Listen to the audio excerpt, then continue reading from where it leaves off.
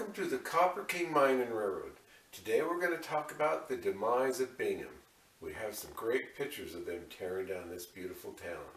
So, stay tuned. The demise of Bingham. The last days of Bingham. It was the people of Bingham Canyon that made the mine feel alive. When all the people moved out of Bingham Canyon, a little bit of life went out of the mine. People lived in Bingham Canyon soon after the first pioneers came to the state in 1847. Even before that, there were signs that Indians had once been there. After the discovery of valuable minerals in 1863, there was a constant fluctuation of people in and out of the canyon as the mines came and went. With the coming of the railroad and the success of the open pit operation, Bingham and the surrounding towns became stable. But the mine kept growing. It started to encroach on these little communities.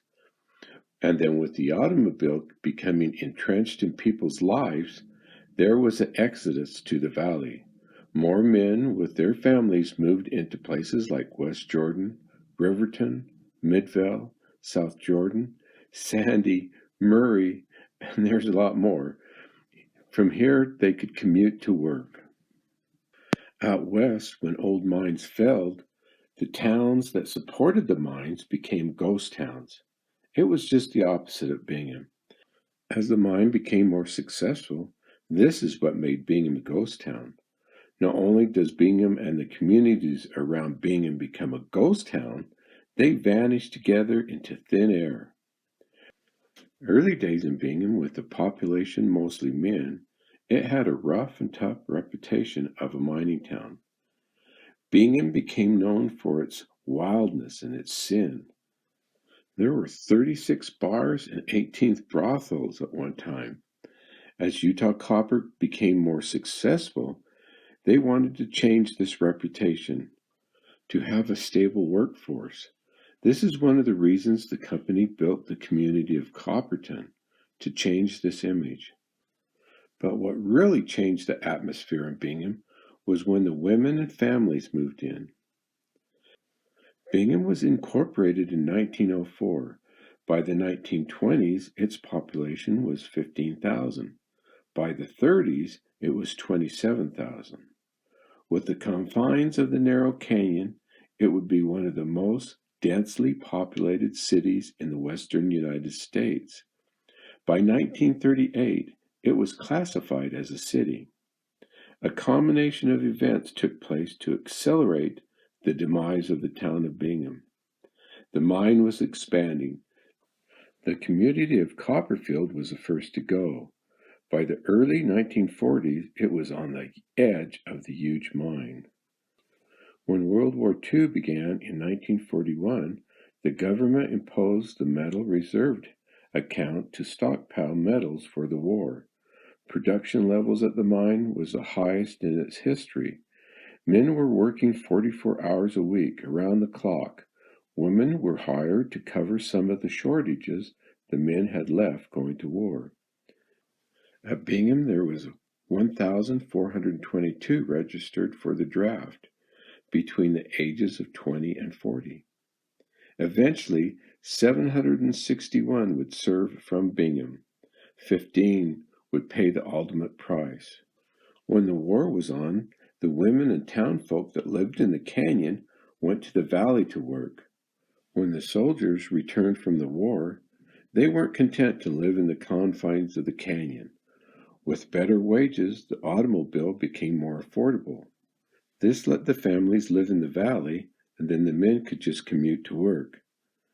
The Korean War again fueled the open pit mining operation, but it closed a lot of the underground works in the area. In 1953, the United States Melting and Refining Company closed its operation in the canyon and moved to Lark. The National Tunnels and Mining Company in Highland Boy closed its operation in August of 1947, terminating 200 employees. But then, effective June 7, 1957, National Tunnels and Mines issued eviction notices to all the tenants living in Highland Boy on company property. Even with the creation of Copperton took people away from the canyon. Loss of any business from these small stores up in Bingham was just too much for them. The Miners' Merc closed in 1941. Also in 1941, Citizen Coal and Supply Company was purchased by the Utah Copper in August. Safeway was closed in 1941.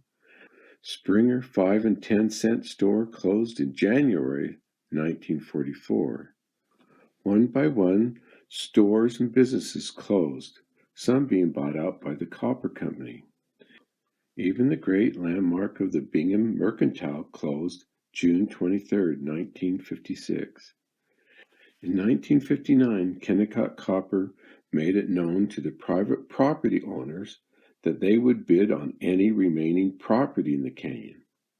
When the company did get hold of any property in the canyon, it was demolished under the wrecking ball as soon as possible, giving the people who stayed a feeling of doom. After court battles and fights, with just a few holding on till the end, on November 22, 1971, the town of Bingham was no more. It was only 76 years old. So as we look at these pictures of the demise of Bingham, it is the last reminder that once there was this place called Bingham.